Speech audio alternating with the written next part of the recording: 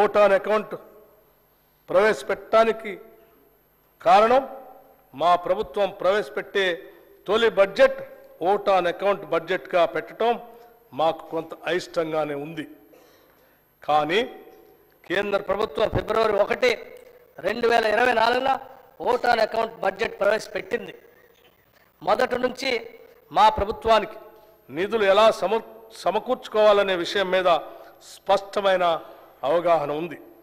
దానిలో భాగంగానే కేంద్ర ప్రభుత్వం వివిధ పథకాలకు విడుదల చేసిన నిధుల్ని సాధ్యమైనంత ఎక్కువగా రాష్ట్ర ప్రజల ప్రయోజనాలకి ఉపయోగించుకోవాలనేటువంటి స్పష్టత ఉంది. అలాంటప్పుడు కేంద్ర ప్రభుత్వం యొక్క పూర్తి స్థాయి బడ్జెట్లో వివిధ రంగాల వారిగా కేటాయింపులు జరిగినప్పుడే మన రాష్ట్రానికి ఎంత మేరకు ఆ నిధుల్లో వాటా వస్తుందనేది అంచనా వేయగలుగుతాం.